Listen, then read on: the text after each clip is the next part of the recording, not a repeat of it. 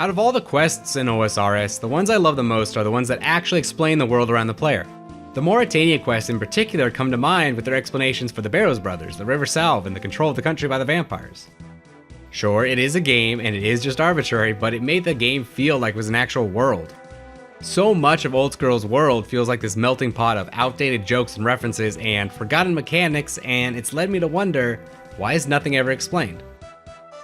The first thing that comes to mind is the banking system. Somehow a system capable of securely storing massive amounts of wealth, legendary items, and unique objects that can be teleported instantly and routinely for anyone in the world has never been explained. An amazing fix for this, and one that I would especially appreciate, is to have these little quests to explain these major systems and histories of the world, or hell, even let these quests explain small little anomalies too. Like, why do random NPCs have infinite amounts of 5 GP coins in their pockets? Or why does Falador pay to pave the way to a broken wall, but not fix it or move it?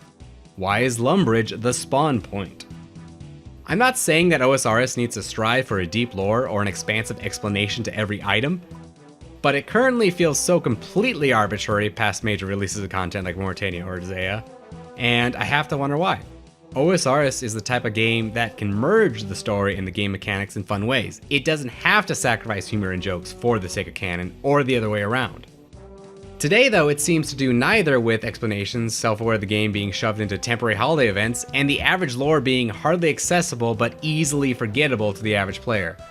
When I first got my Questscape, I was amazed that despite completing all the quote-unquote lore content at the time, I could tell you nearly nothing about that world. In my eyes, getting the Questscape should make a player a near master of the lore and make the world seem more alive. Not just a mix of singular jokes that you've long since forgotten about and lore that you need to go outside the game to fully access. Overall, I don't think OSRS has a terminal problem with a lack of explanations, but it has so much room to backfill some great content to explain the world and make it really come alive.